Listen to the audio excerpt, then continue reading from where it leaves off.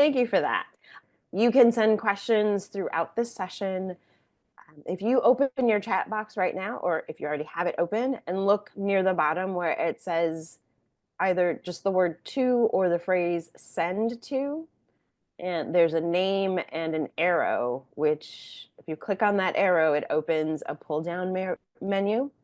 There is one co-host on air whose name is questions preguntas I cannot speak Portuguese properly, but it says questions in 3 languages. If you put your questions there, send them to that person. They will capture all the questions for the session. And then they will be sent to me. I will read them out. If they're questions for the candidates, I will read them out. If they're clarifications, I will take care of them. If you are more comfortable typing in a language other than English, please go ahead and do so. And then that person will run it through Google Translate so we can get the gist of the question and provide an answer. I will go through more of the logistics of the question and answer when we get to the Q&A portion of our time together. But first, I'd like to introduce the other members of the Moderator Nominating Committee. Let me see. We have Reverend G.B. Basbas, who offered our opening prayer. He serves as the vice chair of the committee. He is at he's in California, USA, and I am sorry, GB. Oh, A Church for All, yes. MCC in Sacramento, California, USA. We have Reverend Kai Millar, who is at Northern Lights MCC in the UK. And I believe our other 2 members are not able to join us on this session. They are Kathy Coyle from Florida, USA, and Terry White from Pennsylvania, USA. And I'm based in Connecticut, in Northwest Connecticut in the US. We have been appointed by the governing board to serve on this committee, and our work is delineated in the bylaws of UFMCC. We have basically three parts of responsibility: to actively solicit candidates for the position of moderator, to review any and all applications, to select qualified candidates to be presented to the General Conference in 2025. Our process involved developing a survey which was open to all members and friends of UFMCC. The application development, publication, collection, and review, interviews, references and background checks, selection and announcement of the slate. We have prepared a detailed report of our work, and that report is included in the General Conference business packet, which is available to all of you to read in all the glory of it. And that brings us to this moment where we are now, is the Meet the Candidate webinars. So we will hear from both of our candidates. They each have 5 minutes to speak before we move into a period of questions and answers. So in alphabetical order by surname, our candidates are Reverend Craig Cranston and Reverend Elder Cecilia Eggleston. So we will begin with Reverend Craig. Good morning, everybody. I'm so grateful that you've joined us today for our second of 3 webinars.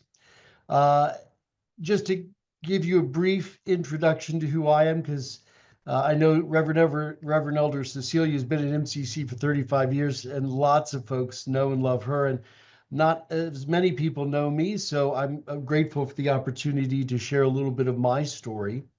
I always start by thinking along the lines that we have to be aware of the 7 most deadly words in church. We've always done it this way. And so we have to always be thinking about, how do we start engineering larger spaces for ourselves?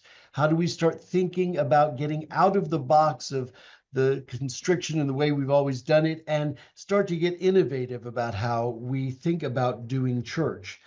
I come to that place. I spent a little over 30 years in business.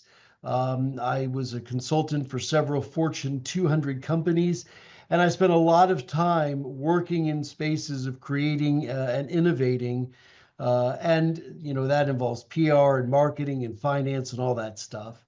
And then, of course, I've been in professional religious spaces after having been in seminary and doing all the things that you have to do to become clergy in MCC. I am acutely aware because of my business background, and I pay attention to data.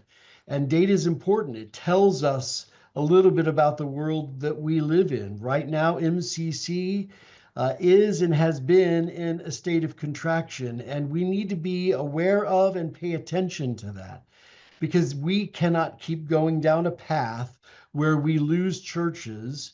Right now, nearly 30% of our churches have 25 or fewer members. If you pay attention to the MCC Denominational Connect, which is the e-news that we send out, 20% of our churches in the United States don't have a seated pastor. Those are dangerous numbers. So when I say we've always done it this way, we need to think about doing it in a different way. And I think it's a time for a new season in MCC where we have to essentially do three things. We have to reclaim our vanguard spiritual heritage. We walked into a religious space when Reverend Elder Troy Perry started this denomination, and we need to recapture that vital spirit of being a prophetic voice in the world. I think we need to remain committed to that, to our statement of faith and to the ways in which we are looking to reform and reshape MCC. We need to stop thinking of ourselves as the best kept secret in religiosity. We need to expand and we need to blow up the world with all of the ways in which we create an inclusive space. And we need to do that by reimagining spirituality. We talk all the time about getting young people to come into church. What are we doing to get those young people to come into church? We need to go to where they are. We need to meet them where they are. And there's so 5 minutes is not enough time to tell you about all the ideas I have, but fundamentally they boil down to two things: creating opportunities for support and then creating areas of innovation across a broad landscape of the way MCC operates. I have experience in doing that, and I look forward to sharing more of that with you.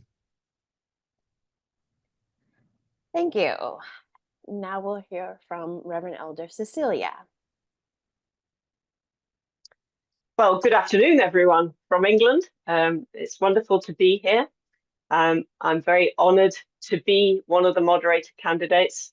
And this is the next stage of our journey. And it's very important that we have deep discernment about who is the best person to lead us forth into that. And so I'm grateful to be a candidate.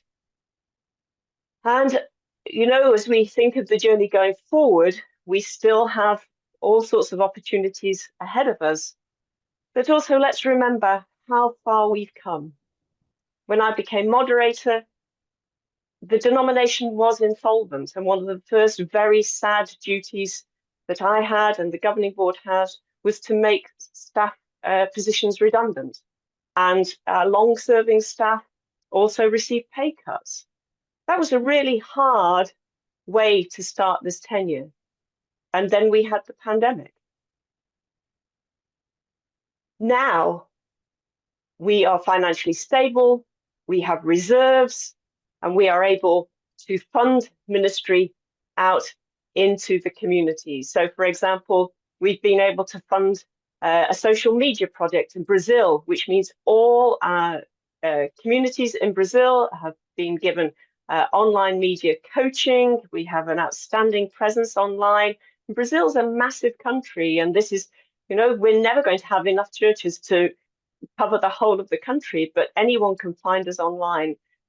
The average age of the average life expectancy of a Black trans woman in Brazil is 35 years old.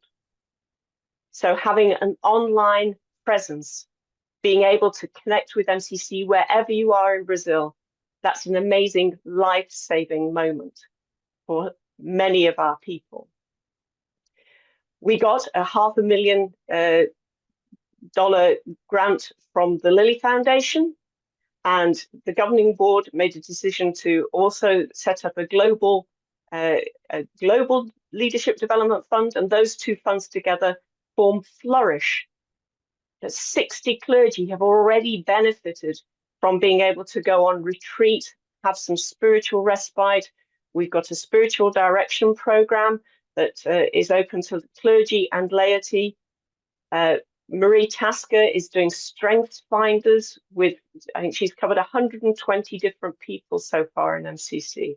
You know, one of the big questions is how do we support churches that are flourishing, not just the ones that are struggling? And something like the Strength Finders program with boards to really help them make the most of what they're doing and who they are is a really good way of doing that. So those are some of the things that are happening now. We're revitalizing our church planting program. There'll be more about that at the Transformational Weekend. We're looking at how else we can support our churches that are without interim pastors, and we're using some Flourish money for that, to send people to places where there's a need for pastoral leadership, and that's ongoing work. And we need to reach out more. The world needs MCC more than ever. We're seeing growth in Africa. We're seeing revival in many of our churches. The first time in many, many years, in 2024, the income from assessments went up. After years and years and years of its diminishing, if you look at the Treasurer's report, you will see that there was a slight uptick. That's pretty amazing considering everything that we've been through. So there's so much more for us to do, reaching out into new communities, reaching out to the next generation, continuing to lift up our existing leaders and congregations. And I look forward to hearing more of your questions and showing you what we might be able to do together. So thank you for your time today. Thank you. Before we get into the Q&A portion, there's a technical note I have to point out. You all may have noticed that you are not able to unmute yourselves. That is true for the candidates as well. So if there is a delay or it looks like they're having technical trouble, that is because they are just waiting for one of the hosts to allow them to speak. But now it's your turn to find out what you would like to find out from the candidates. As I said earlier, we'd like you to send your questions to the co-host that is listed as questions, preguntas, as their name. They are capturing all the questions so that we can make sure we get them all answered. Any questions that we do not have time to answer in this session will be sent to the candidates to write up a response, and all of those will be added also to the moderator candidate page of the General Conference website. I believe I've covered all the logistics. Questions are already coming in, so my brain wants to jump right to those. We are going to again start with Reverend Craig to answer the first question, and that is, there are many local churches with next generation or young people's ministries, yes, but we are an aging denomination. How would you, as moderator, communicate a vision and movement that young people want to be a part of? So, Reverend Craig, you have 3 minutes to respond. I think that's a great question. I can tell you here at St. John the Apostle that, which is the church that I'm the senior pastor of, we have brought in more young people in the last year than our congregation has seen since its inception. We do that in a couple of different ways. And I would say first that like, all church is local, all communities are local. It's one of the beauties and values of MCC. So what may work in one church may not work in another church. It's one of the reasons why the denomination needs to take a leadership position in providing to all of those churches different frameworks of opportunity. Here's an example. In Fort Myers, we have a local LGBTQ youth service center. So one of the first things I did was I got involved with that organization, because you have to go outside the walls of the church to bring people into the church. So you connect with those young people there, and they want to become a part of your community. One thing we absolutely have to start doing is going to where the young people are. So they're on TikTok, they're on Instagram, they're on all of these social media platforms. And if we do a really good job of reaching out to them there, then we spur their interest in learning more about us. Uh, Here's another example where you have opportunities in your community to form relationships, not just with LGBTQ service centers, but other organizations like GLSEN, PFLAG, any of these LGBTQ service groups, local high school groups. There's so many places where LGBTQ youth are looking to find a religious framework where they know that inclusivity exists. And I would tell you that from my point of view, we have a need for urgent action in this space. There are so many young people that continue to get harmed within the construct of our culture and the dominant narrative that's taking over. We need to step up. We need to speak out. We need to stand up, and we need to let every one of those young people know MCC is the place for them. Thank you. Reverend Elder Cecilia, I will repeat the question. There are many local churches with next generation or young people's ministries, yes, but we are an aging denomination. How would you, as moderator, communicate a vision and movement that young people want to be a part of? Thank you. First of all, ask the young people who are already in MCC to be part of that vision casting. When I was the local church pastor, a young man came to me in the congregation and said, "What are we going to do about getting young people in?" And I said, "Well, what would you do about getting young people in? I'm a middle-aged woman. What would you suggest?" So we already have folk in our churches who are younger. We have the Flourish Young People program, which is particularly to do that, to gather our younger leaders together, our aspiring young people together, so that they have a place within the denomination and they can speak out. Chris Celeste, who is in charge of our communications, he is a young man. And so that was intentional to have a young person do our social media work. And before we had Chris, we were only on Facebook, which, as we know, doesn't reach younger people. Chris has put us on Blue Sky, on TikTok, on all these other platforms, and we are continuing to shift and adapt as certain platforms are not so good for us and other platforms are better.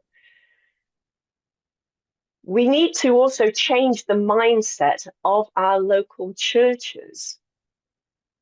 If people want to be a welcoming space for anyone who's not already there, then we need to behave differently. And we also need to find out what the needs are and answer those needs rather than think about what our needs are and answer our needs. Some people just want young people to come in so they can do the lift the heavy boxes. That's not a reason to come to church. So, what is our core value as community, and how do we reach young people because we want to share that core value with them? How do we answer their needs, and what are we prepared to give up and shift or change in order to serve them? Thank you. Our next question will start with Reverend Elder Cecilia. What is the development plan for Africa MCC growth trajectory? Thank you. Well, it's going to be one of my happy tasks this week to appoint network leaders for Southern Africa. We had 60 people attending a gathering in Botswana last November. And so that's the first time, as far as I'm aware, that we had an MCC gathering in Botswana. We have an African-based elder in Reverend Elder Noktula Kaladla, who is an amazing leader, incredibly well known, incredibly well respected. We have good connections with other organizations through her. And again, it will be about listening to what the folk in Africa want and how we can be authentically MCC and authentically African. And people think of Africa as this homogenous space. It's not. There are 52 different countries in Africa. They speak different languages, they have different cultures, they have different currencies.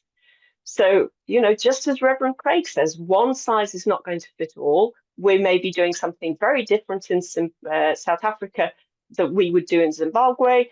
As you go north in Africa, then you have more Arabic influence. And so it's really going to be working with the people on the ground to work out what their plan is, what they need, and how we can work collaboratively with that. And work is already happening. There are partnerships between established churches in different parts of the world and emerging groups in Southern Africa. That's very exciting.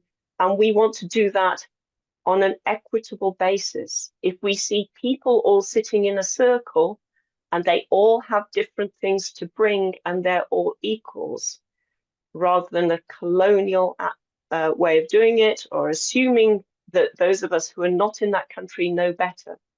There's huge wisdom in our colleagues in Africa and a huge possibility, because life in some of those countries is very, very challenging. And what we need to do is bring hope, bring light, bring joy, and bring possibility. And, you know, it's very, very exciting. I think it's a real potential area of huge growth for us. And I'm grateful for all the MCCers that stuck with us so long waiting for this day. Thank you. Reverend Craig, what is your development plan for Africa MCC growth trajectory? I actually have a deeply personal connection here because my fiance is from Zimbabwe. And the African continent, as Reverend Elder Cecilia describes it, is a complex space.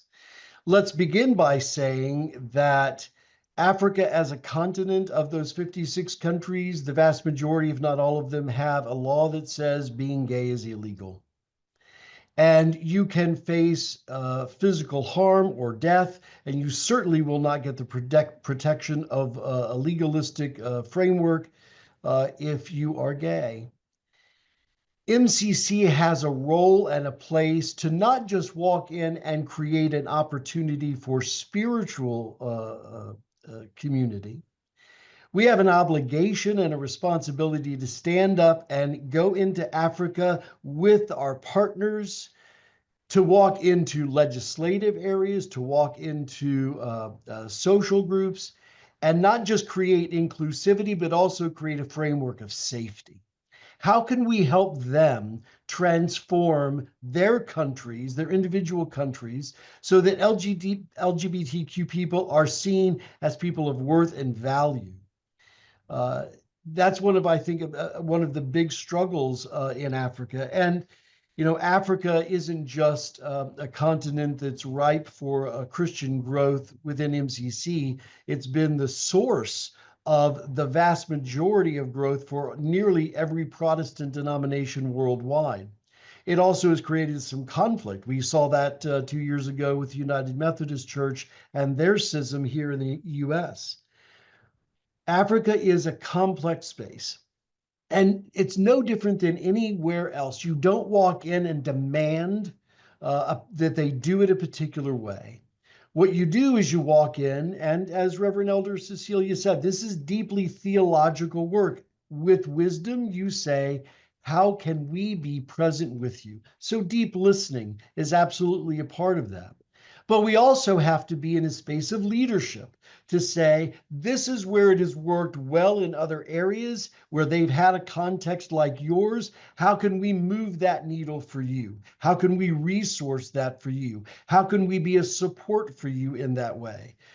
And I think all of that is a part of kind of next steps as we look at creating that space of inclusivity and bringing a message of Jesus' love to those areas.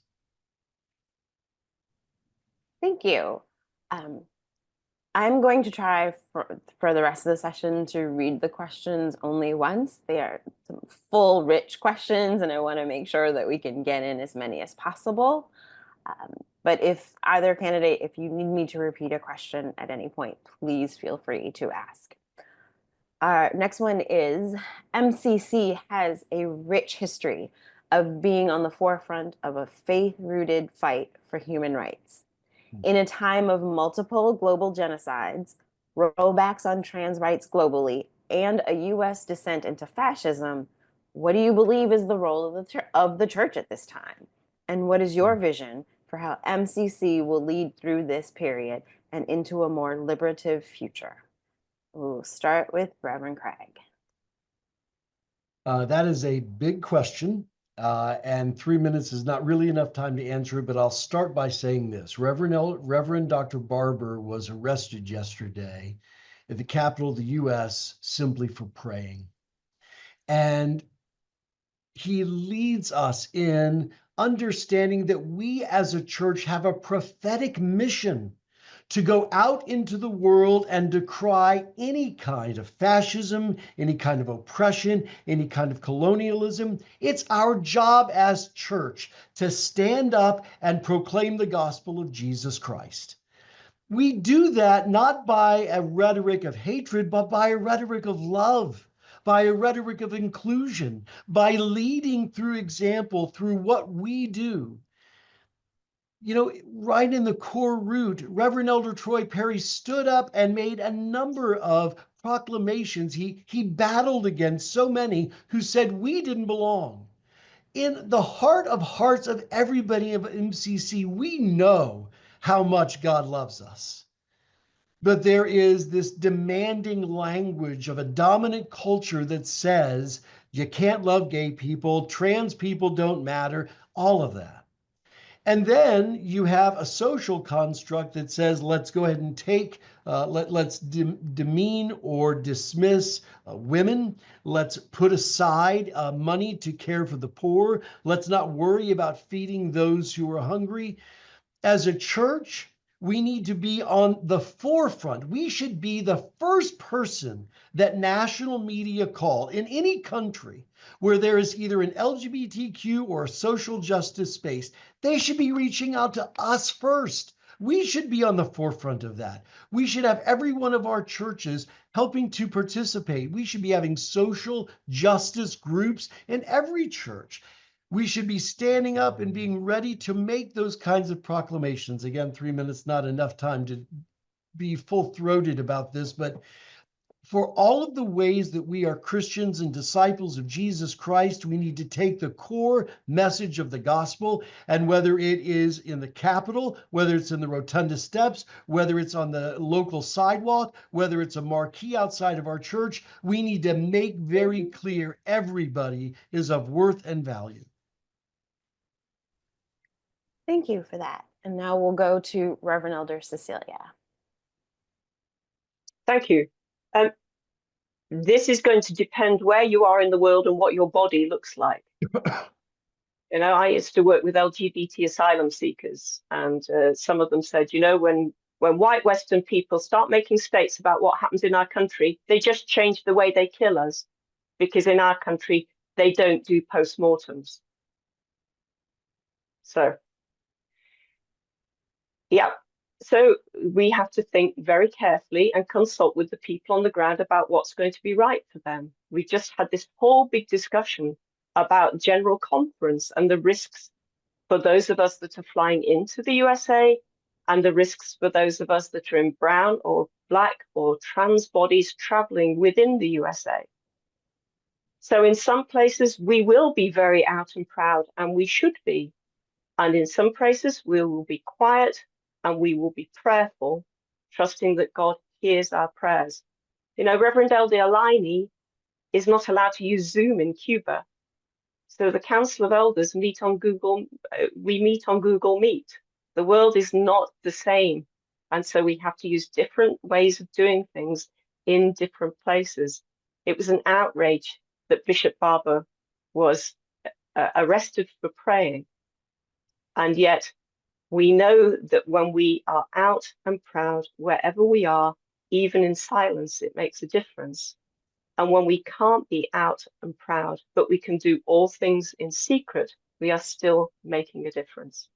And MCC has lost its voice in some ways, and we are getting back to that place as a denomination.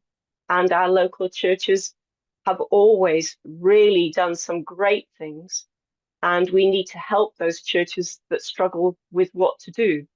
Some of our clergy not sure how to go about social action, and we need to help them. Thank you. Reverend Elder Cecilia, we'll stay with you for how do you feel about your stamina to do this work?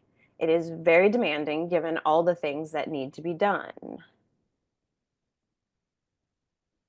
You know, when you're doing something you love, then you find the energy and you just accept what's part of the role. We were laughing and joking before this started. The next webinar is at midnight for me.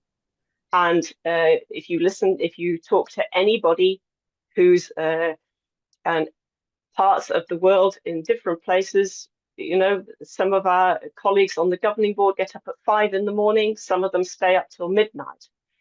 It's part of what it means to be MCC. There is stamina needed for traveling. There's stamina needed for taking the big view. This is a big job. It's not for the faint-hearted, and it's not for someone who just, you've got to really be in it. And, you know, this has been my way of working for decades. Anyone outside of the USA has had to learn to stay up late, to get up early, to learn different ways of being, to travel, because invariably everything has been in the USA or in North America. So, you know, it's just part of what it means to be MCC.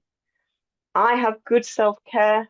I take care of myself. I enjoy being in the garden. I enjoy walking, being with family. I take care of my own spiritual life. You know, I went on retreat for Easter and it was splendid.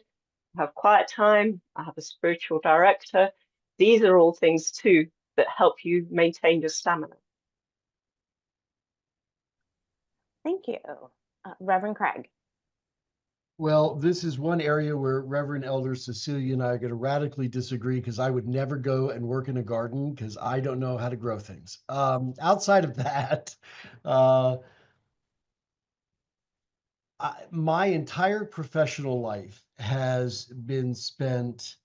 Um, I generally wake up at 4 o'clock in the morning and I generally go to bed or at 11 or midnight. And there's not a moment of the day that I'm not doing something. Local church pastors know that schedule.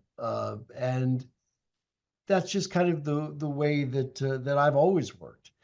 Stamina for me is also, I do agree with Reverend Elder Cecilia. Like you have to pace yourself. You have to know where your limits are. You have to create opportunities for rest. Um, it is a job of love. If you love what you're doing, then you will get through the day and look back and go, what happened the last 6 hours? So for me, stamina is never going to be an issue, partially because it's just the nature of how I've worked my entire adult life. And if Reverend Elder Cecilia wants to teach me how to grow things, we'll set up a separate meeting for that. Thank you. Our next question will start with Reverend Craig. Beyond training on race relations, what is your vision for the issues we have around white supremacy and improving MCC through a reparations plan? This question came up yesterday, and I think it's an important one. I know that the General Conference authorized the Commission on Reconciliation. I know that lots of folks did listening sessions. We wrote a really big report. But if you listen carefully and you listen deeply, you will know that there's still people within MCC who do not feel that they have been heard and do not feel that we have owned uh, the trauma that has been present over the course of many years. I think we need to start by just owning that. I think we need to, and I said this yesterday, one of the leaders of how you really engage the work was the way they did it in South Africa. You have a series of hearings, and it's open. And people have an opportunity to just express their lived experience. And we need to just own that. We need to live into a space of forgiveness and reconciliation and penance, because we just need to be honest about the fact, and this is true of so many spaces, religious and otherwise, we've not done a good job of creating a safe, inclusive space for folks in the BIPOC community. And the reality is that in some cases, this is about congregational education. How are we encouraging pastors to include in their sermons, in their programming, talking about and educating congregations around this space? How do we take the Flourish program, which is doing a great job of educating clergy and some lay leaders, but we need to expand that so that racism and race training becomes something that is expansive for everybody in our denomination. We actually could take the opportunity to be the leader in religious spaces in this area. I would say, though, that it has to start with a heart space that acknowledges we haven't completed the work and we need to complete that work, not just in a report, but in the real work of hearing and forgiving and asking for forgiveness and being in a space of penance, and then taking that and modeling that for our congregations, and then we can model it for the world. Thank you, Reverend Elder Cecilia. Thank you for raising this. We had Richard Norman from Good Hope MCC South Africa as one of the commissioners because we wanted to draw on the experience of South Africa in the work that we did. And we also consulted with the chair of the United Universalist Association because they had also done some work on this. They produced a large commission, and so we listened very carefully to their experiences. And one of the things that they Professor Ortiz, I've forgotten his name temporarily, talked about was in the UUA tradition, they're not a liturgical tradition. And he was saying one of the things he thought would be of benefit for us in MCC is to have liturgical offerings of lament, of asking for forgiveness, of recognizing where we've gone wrong. Now, we haven't done that yet, but it's one of the things that we want to do. We have continued to work with Evangeline Weiss, and she's continuing to consult with us. She's done training for all the leadership bodies multiple times, governing board, council of elders, MCC staff, and she's going to consult with us over the next few months about how we really thread through race equity, diversity, inclusion into all the elements of our strategic plan. Had a very good conversation recently with Reverend Elder Lily Brock, who shared some of the things that she has done in her congregation to actually really start to move things. And Lily said, you know, it's taken about 6 years. So there's certainly work to be done. There's certainly more that we can do. Perhaps we need to create more open spaces for people to be able to come and continue to tell their story if they feel that they haven't been heard. And that was part of one of the commission recommendations. We raised over $40,000 to be able to do racial justice work, and that's enabled us to pay for some of this training. It's enabled us to offer support for the People of African Descent Next Generation Conference and the Latinx Conference. So those are also ways that we are trying to make reparation. There's always more to do. Thank you. Our next question is, can you share your plan regarding clergy recruitment? And we'll start with Reverend Elder Cecilia. Yeah, well, like all of these things, they have many strands. So we have been in dialogue with 2 seminaries in the last couple of months who want to partner with MCC. Reverend Kathy Alexander, this is her brief. She's already found 2 seminaries that don't charge fees to be able to encourage people who find economics a barrier to their call, answering their call. So that we're able to direct people in the USA to those 2 seminaries. We are reviewing the clergy manual. So again, going back to the racism thing, what is it that's in there that might prevent people of color and Black people from actually coming into our space because of the way things are worded, or the financial limitations there may be for a whole variety of people. We're looking at putting scholarships into seminaries that are specifically for BIPOC students or trans students. We've invited Reverend Elder Jim Tulsky to help us with that. He's very well connected to many seminaries, as some of you know. We have 40 people currently in care, which is a tremendous number. We need to do more to reach out to seminaries. We need to do more to work with people who are considering ordination as a pathway. And we need to look at, what are the benefits that we can offer people to do this? The days of having a full-time stipend are numbered, and in some of us, that's never been the reality. If you're a pastor in the European area, there's I think there was perhaps 1 or 2 of us that had a full-time stipend, and the rest of us have always worked part-time. So how do we manage that, and how do we make it a more livable way of answering your call and making a living? Thank you. To Reverend Craig now.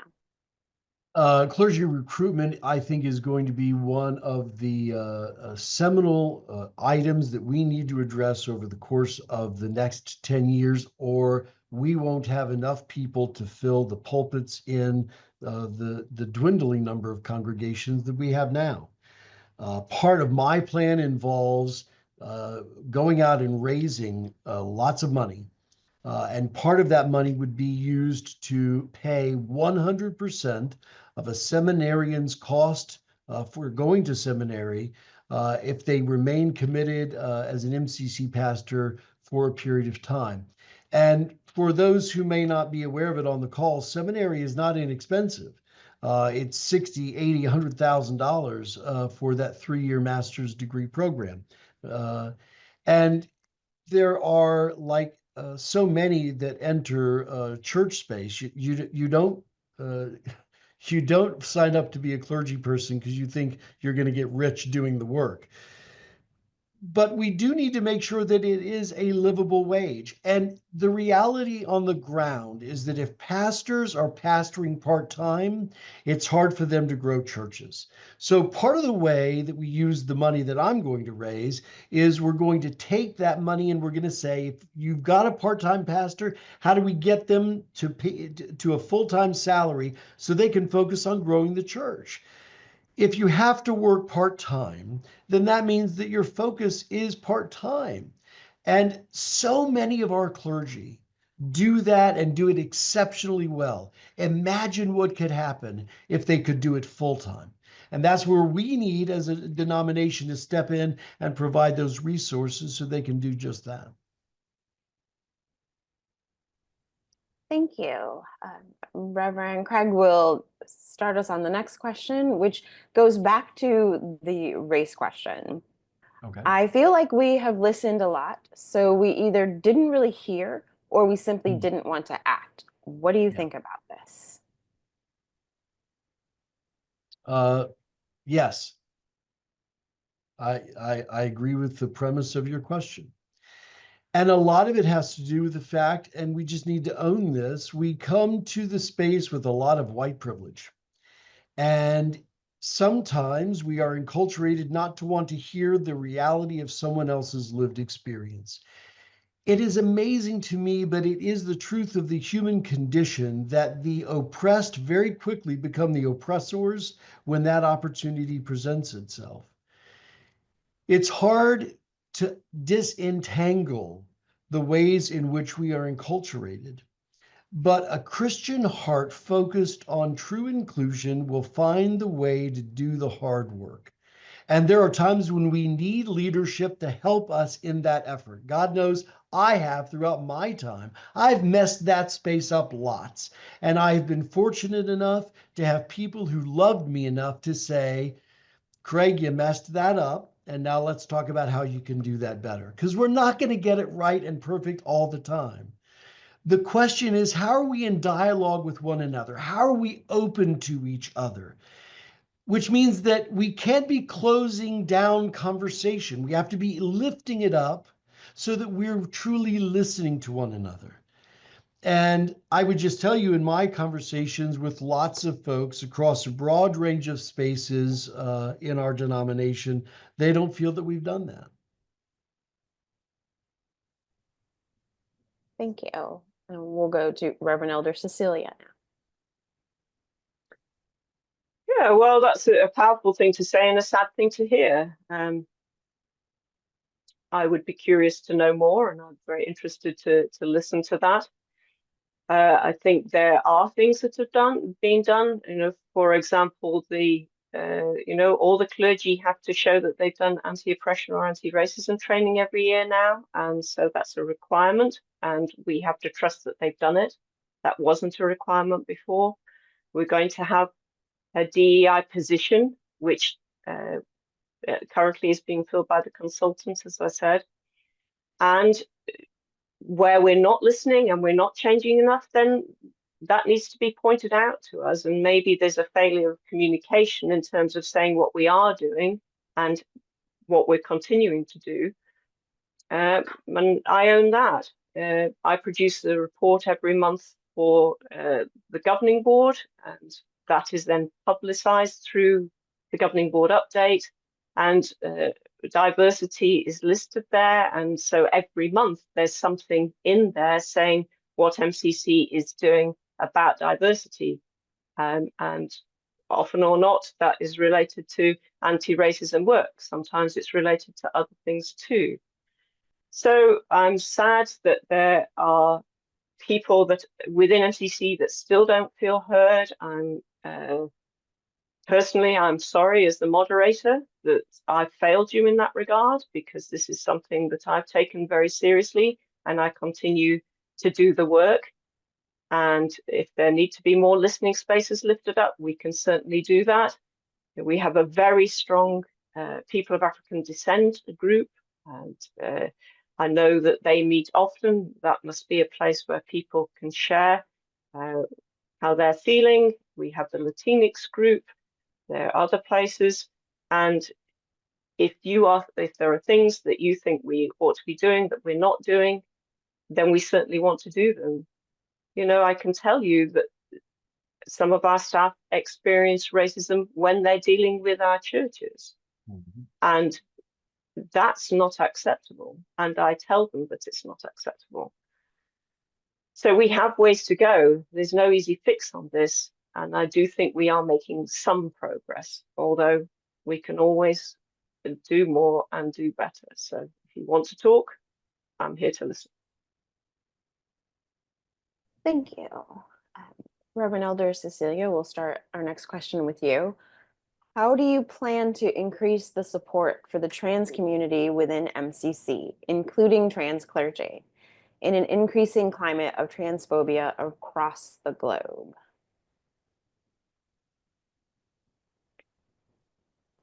Well, I think there's a combination of different things. One is focus on the personal. As soon as the order was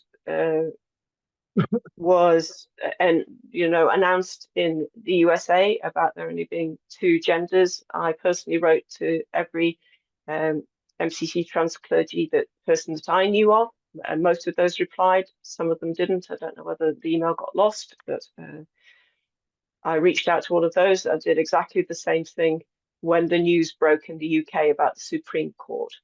So first of all, it's actually recognizing individuals, showing them that you care, checking back in on them, see how things are doing for them as time goes on, offering spaces like the kinship group.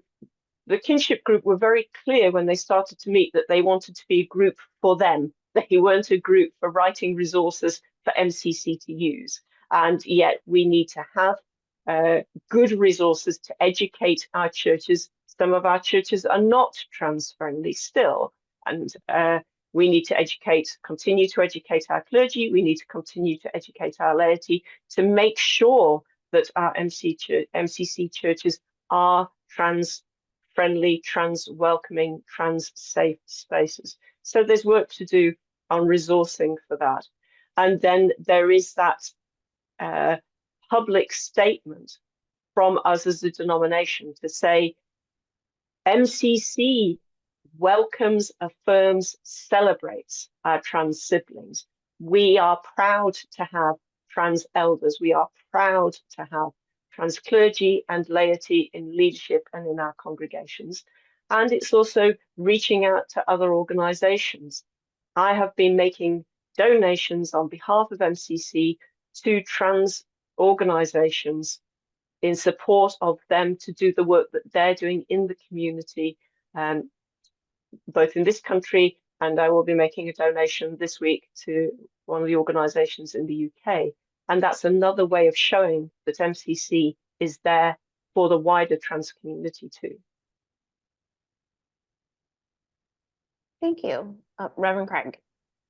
So when it comes to supporting trans folks, we need to, I think, look at this in 2 very different spaces. One, there are the folks within MCC, and I think we're doing just a pretty good job at supporting trans folks within MCC, the kinship groups and others.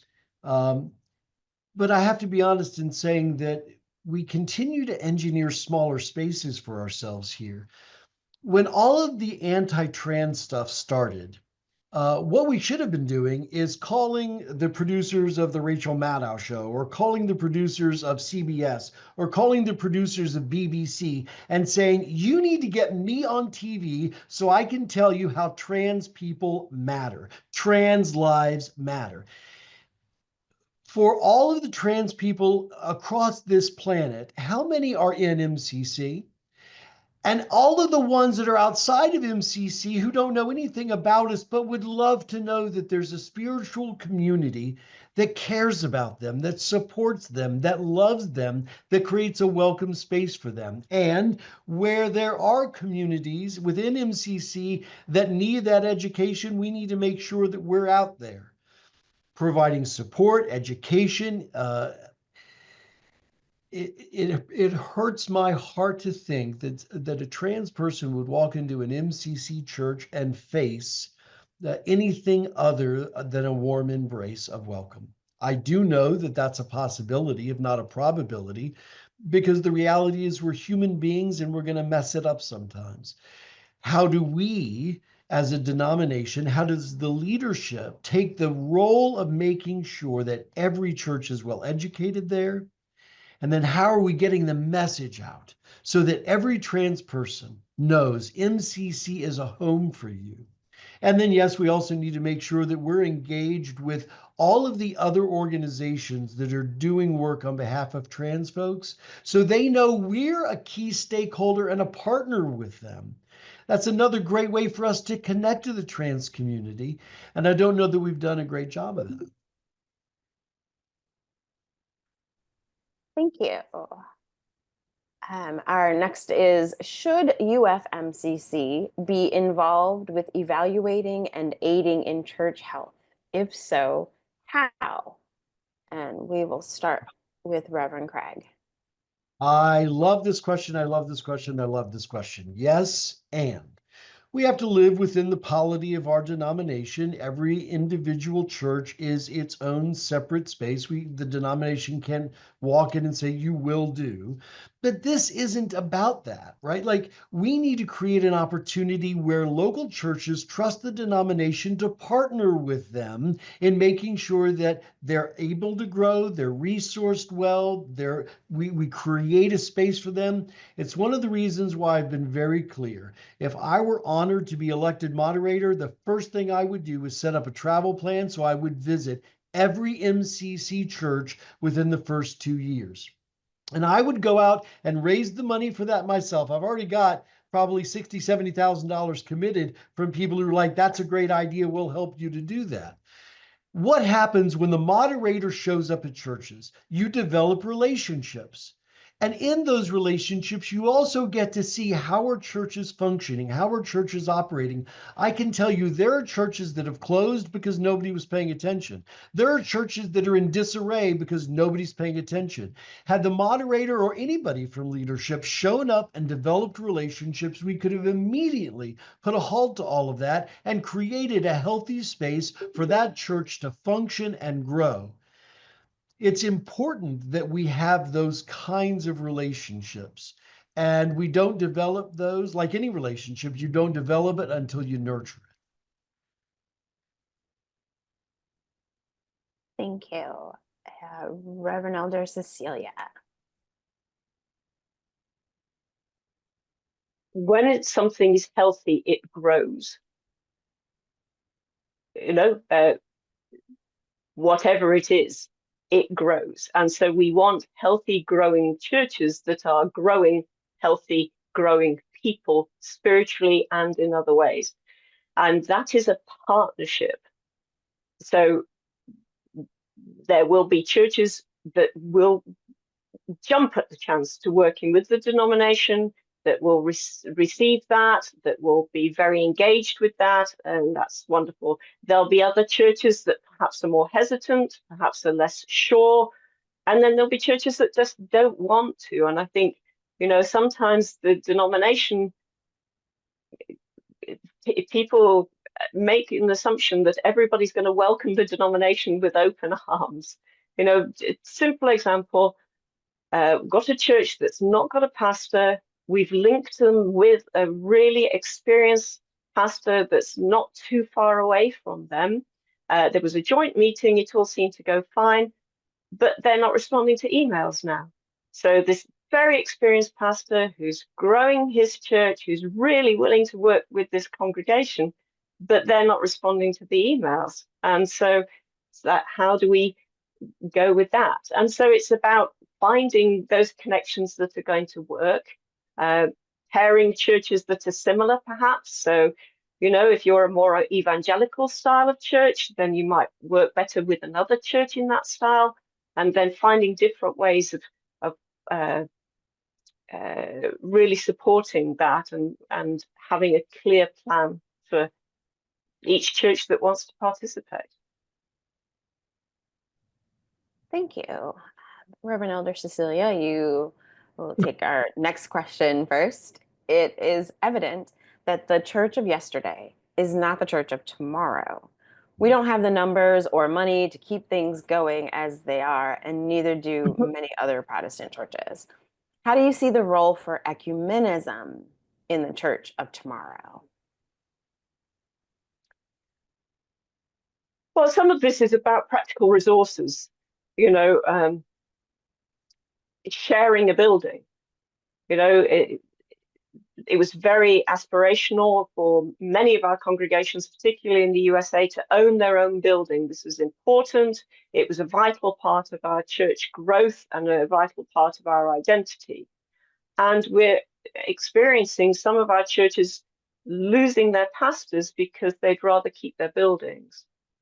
And so helping congregations to think more flexibly about their building space, working with other congregations when I was pastoring, there were several congregations that used the building that we used, and it was a full house of prayer, and that was a really rich environment in which to minister. It could be entering into dialogue about dual affiliation, or continuing dialogues about helping clergy to be duly credentialed. You know, many of our clergy hold credentials in multiple places. How can we do more of that so that also people are coming into MCC? And it's also about joining together about things that matter. You know, I was invited to speak on justice on the inauguration day in January, to speak with a different voice to what we were hearing in the inauguration speech. That was an interfaith community, interfaith event. There were many denominational leaders there, so there are opportunities to work together on trans rights, on LGBT rights, on poverty, on all sorts of social issues. And many of our local churches are really excellent at doing that. And so building those partnerships, both at a local, at a national, and at an international level, is also part of that being stronger together across many faiths, not just Christian ones. Thank you. Reverend Craig.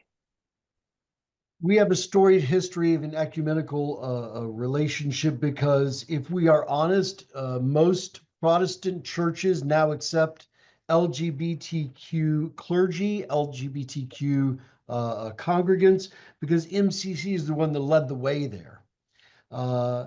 And certainly we need to continue to do that work. I'm the vice president of the Interfaith Alliance of Southwest Florida. I know the value of doing interfaith work. I know the value of what it means to come together across a broad range of faith traditions and to do work that is common for all people. One of the things that is, I think, really important for us is to think about ecumenical work within the construct of pushing against Christian nationalism, which is on the rise both in the US and abroad. You know, if we think about the Christian nationalist space, it is about using religion to hurt others. Whereas MCC and our statement of faith and what we believe and what most Protestant churches believe is that religion is the space where you can heal, where you can love, where you can find connection, where you can be seen and heard. Those are two very different things. How do we form those relationships? I already have national relationships with the international or the National Interfaith Alliance here, and with other groups across in other countries. We need to form those relationships deeper, stronger. We need to create programs and platforms to make sure that we are continuing to lead other denominations in terms of LGBTQ spaces, and we're joining with them to fight back against these just really draconian ways of thinking about religion, and religion particularly as a straitjacket for people's lives. Thank you. So, Reverend Craig, you get to tackle our next question first. Can MCC completely rewrite what it means to be clergy in the present age? And here I mean to say a new transdisciplinary scientific perspective beyond conventional theology, even when it's queer, creating new disciplines when training clergy with topics like AI ministry, training for ministry in clubs, pubs, and bathhouses, or a course in sociogenic neuroregulation to equip clergy to address violent-prone contexts. That is an incredibly dense question, and there is no way in 3 minutes I can answer that. But I will do my best. I think that the heart of that question is, do we stay the same and doing it the way we've always done it, or do we recognize that church, ministry, and equipping clergy to operate in the context of a changing landscape of religion is the way we want to go? I don't think, and we actually see this in the landscape of at least American and European religiosity today. You continue to see decline after decline because the church isn't responsive to this changing landscape. So, how would we do that? Well, certainly we need to live into what got us here. We need to understand that space, but we don't need to stop there. We have always been, I say this so often because it's so true. We were the vanguard spiritual progenitors of a message of inclusion and love in a time and a place where nobody was talking about that. How do we take that storied tradition and move it forward? I think there are lots of ways to do that. First, how do we partnering with seminaries that are tackling those questions, and then how are we taking a leadership position to make sure that our clergy are aware of it, have a way to process it, are educated about it, are trained on it, and then have the capacity to execute in a ministerial context in a church. Again, that's a lot of stuff that's packed into that question because it's a complex space. We shouldn't pretend that that's an easy question or an easy answer. But I do think a focus on where are we going, which is a leadership question. Where are we going? In the changing ways the church is church. And let me just be clear. I love digital spaces, but we are so tired of Zoom and digital spaces. We've got to start talking about real world, people to people, person to person community connection. That's where we're going to have the biggest impact of moving the needle in people's lives. We don't need to do away with digital, but we certainly need to own that that's a very limited space for us. How do we go to the next step? Thank you. Now to Reverend Elder Cecilia. Yeah, people need to belong. People want to be part of community. People want people to remember their names, their pronouns that they were missing last week. And so how we do that is going to change over time, and how we equip our leaders to be able to reach out to people where they are needs to change. Now, we are currently reviewing the clergy handbook, the clergy manual. There's training units that I think you'd be compulsory, and I don't know whether they are just now. We've talked about social action, but yes, how to manage AI, how to work and offer worship that's going to be comfortable and safe for neurodivergent folk. You know, what are the different ways that we can honor the diversity of who we have become? And so, and there are professionals within MCC that can help us with that, as well as finding seminaries that are in that cutting edge space. You know, MCC has fantastic professionals within it who can say, look, you know, if you do this, this will help. Try doing it this way. And we have churches that are already offering different ways of being church. And so how do we learn from them and from other congregations to do something fantastic? So I think there's a huge possibility for us to do these different things and still do the things that bring us together, that are ancient, sitting around a fire, singing, eating together. These are things that are, you know, come to our basic human instincts and that people really value. So there is huge opportunity for us to be able to make a difference in this regard. And I would encourage whoever put that question to write to Reverend Kathy Alexander, or write to me and I'll forward it to Reverend Kathy Alexander, to be part of that discussion for the clergy manual. And you might be interested in being on that work group, who knows? Thank you. Reverend Elder Cecilia, we'll start with you next. From your perspective, what are the top 3 challenges MCC churches are facing?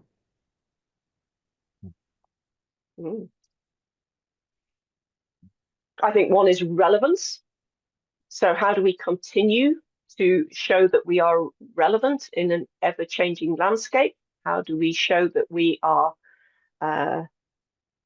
answering the needs of the communities that we're serving? How do we continue to raise up a prophetic voice to people who perhaps have even stopped listening or never knew that they needed to hear it in the first place? There is a huge issue around leadership. How do we raise up a new generation of leaders? How do we look after the leaders that we have and encourage and inspire and support those? And I think there's resources. You know what? We have everything we need. It's a case of finding it. You know, we believe in an abundant God and we believe in a generous people. And so, what are the different ways that we can resource individuals, communities, projects, and programs? And, you know, if you had told me in July 2019 that we would be in the financial position that we are in now, I wouldn't have believed you, frankly. But there were people of great faith who thought we could get through that time.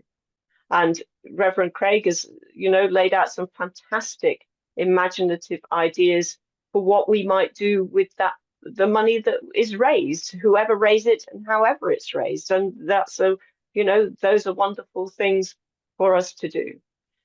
But our churches need to believe in themselves. I think we sell ourselves short as MCC. We are amazing, and God is not done with us yet. Reverend Craig, same question.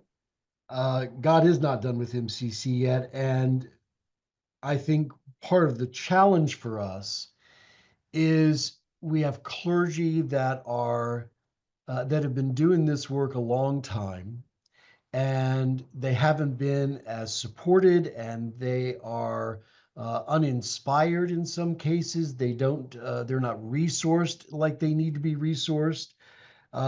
If you think about what it means to run a church, so much of it falls on the senior pastor. And I can say that as a senior pastor, and I can say that from my clergy colleagues that run churches. So we need to start supporting our churches, and we need to start giving them the resources, the tools, and the inspiration that they need. And sometimes that's just showing up and saying, how can we be in service to you? One of the challenges we have, if we think about living in the past of how we have kind of thought about MCC, yeah, we need to create opportunities for a new vision so we can go out and start planting churches. We have got to start taking this as a matter of urgency. We've got to stabilize our existing churches. We can't afford to lose any more.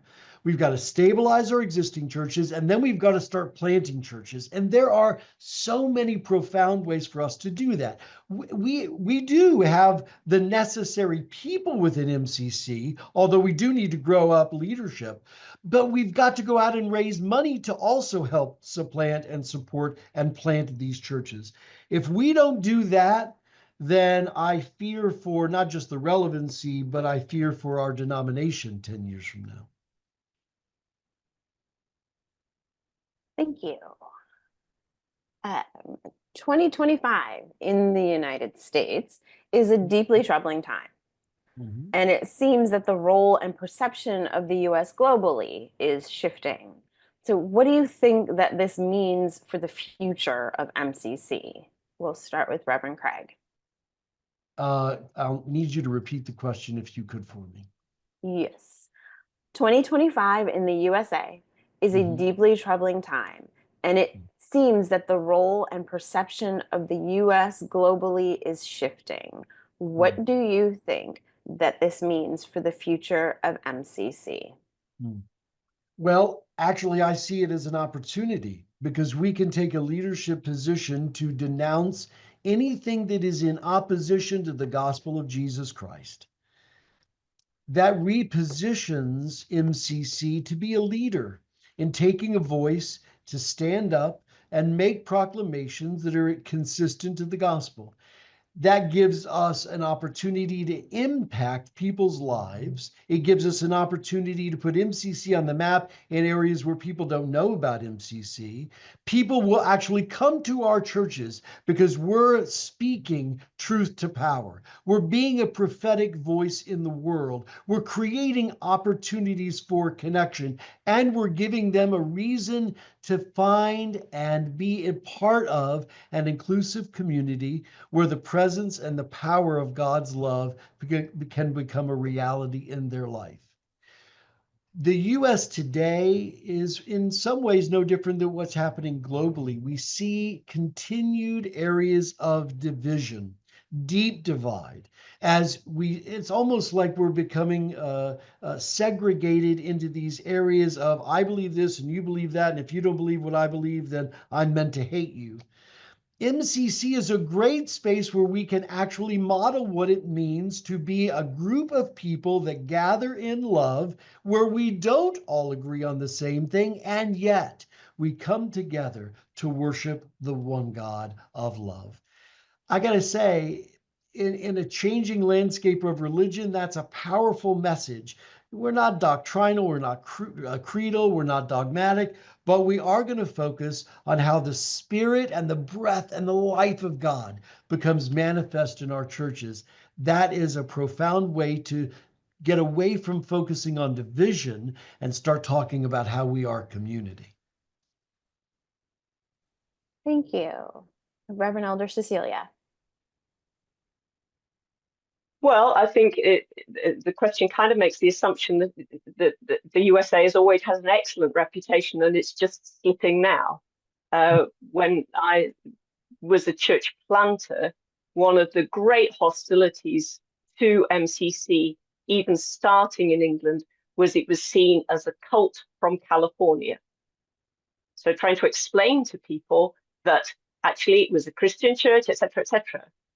And one of the issues that we've had, and if you talk to colleagues in the Philippines and in Africa and in Europe, the perception overwhelmingly of MCC being this American thing that imposes its values on other churches and other communities is a strong current.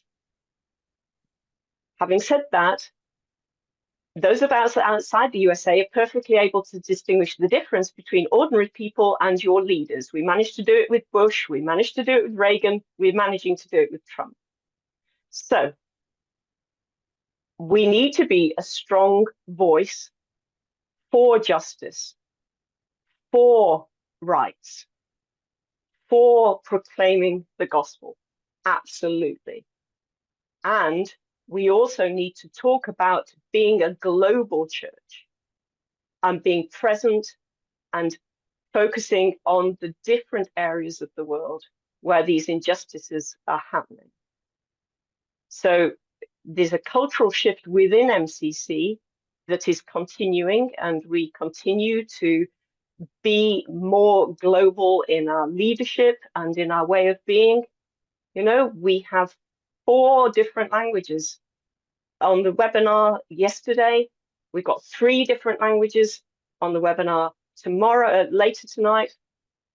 You look at the slides, they're in 4 different languages. So moving away from being Northern, Western, white is an ongoing process. And some of that also involves being less US-centric. And that's how we continue to build our reputation around the world. Thank you. I think we do have time to get one more question in. MCC started decades ago offering safe spiritual spaces to queer folks. I was surprised when a friend of mine said to me that she received resistance from MCC when she talked about polyamory. Does the MCC core value of inclusion really and fully include polyamorous people or not? What about it?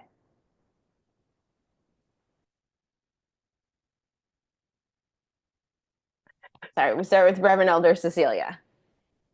I did my sexuality studies essay on this. I sent out a questionnaire to people in MCC. This was before the days of all the social media. It wasn't quite on quill and paper, but close. And there was a deep feeling of not being represented and not being appreciated and not being welcomed in many congregations or understood. I think it's something that's still not understood in many places. And so that's one of the things about educating our people and helping people to discuss difficult subjects in safe spaces. You know, we've had that whole series of conversations, holy conversations that the theologies team created. And some of those, I mean, they were all excellent. And you know, many of them still stand up to the test of time. They're a really rich resource.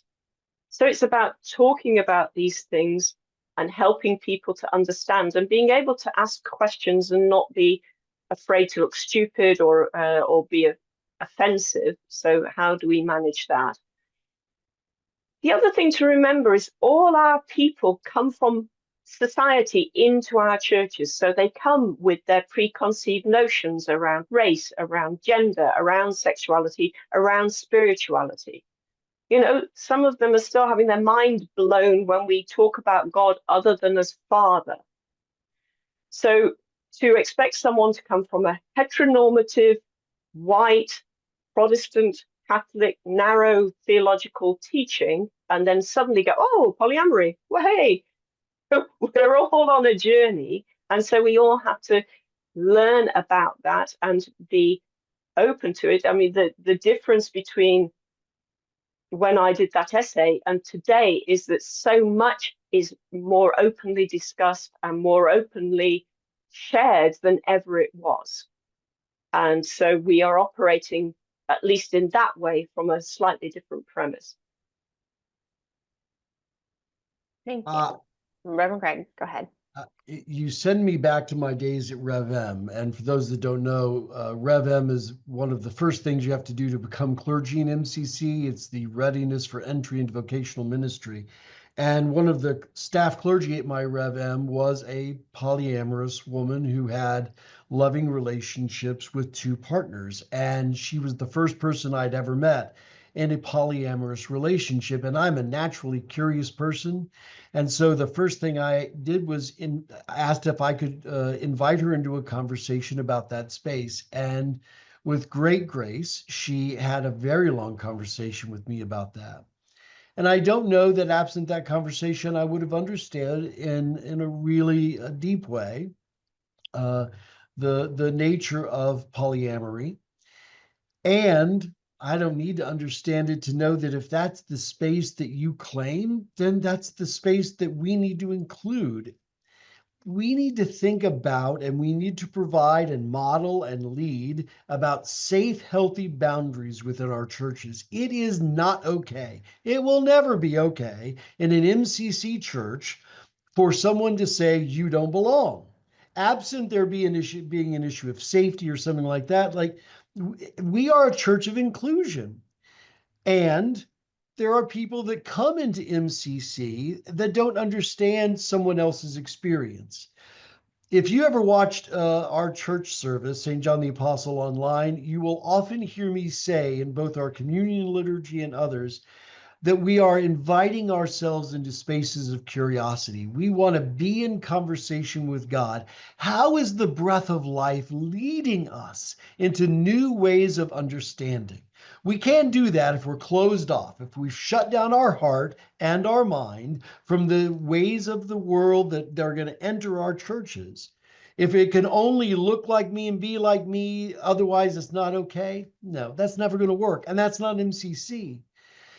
We create inclusion when we model inclusion, and we have to make sure that we are leading in an inclusive way, not just in terms of clergy education or church education, lead programs, all those ways, but also by talking about this and making, I love that question. It needs to be something that's raised up in all of our churches, and we need to have programming around that. In whatever way we can create inclusive spaces, that's our obligation to do. Thank you. Thank both of you for your thoughtful responses to all of the questions. I believe we've answered all the ones that have come in this session for the candidates. We did have questions come in specific to the work of the MNC. I will direct or invite you all to avail yourselves of the report from the MNC that is in the business packet for a general conference. Oh, I'm getting word that there were questions that weren't answered. Those questions that for the candidates that were not answered in this session will be collected and sent to them to prepare answers, and that will be added to the website.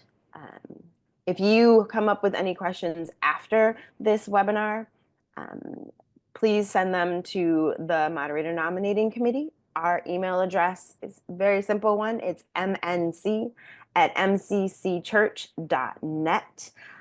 And then we will forward those to the candidates, get both of their responses, and then get that back to you, because we want to make sure that each candidate has the opportunity to respond to questions equitably. So I believe that I got ahead of my notes, so I'm trying to scroll through my own notes. Oh, a reminder that we do have individual sessions with each of the candidates on the 21st of May with Reverend Elder Cecilia, and then the 22nd of May with Reverend Craig. Those are at 5 p.m. Eastern Time. On the website, we have the converter that says what time each of those are what time that is in each of the time zones where we have an MCC presence.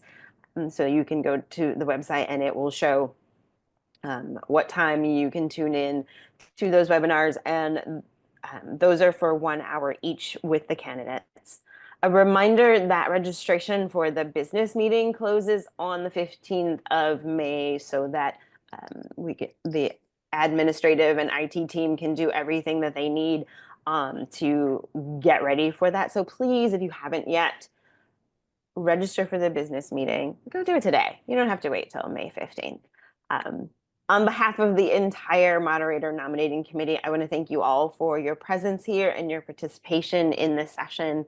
It is a joy to share this time with you. I want to also thank the support team, all of the staff who helped us to bring this session.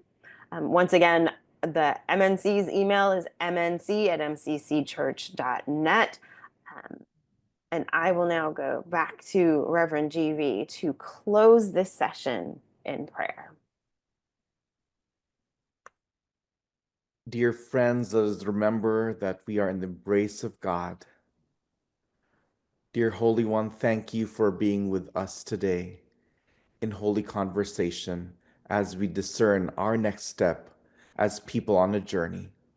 Help us to be faith, hope, and love to those whom we encounter. And may we face the next season of MCC with boldness, with wisdom, and knowing that your love lives within us. Amen. Amen. Amen. Thank you. Thank you all, and I look forward to seeing you the next time we gather.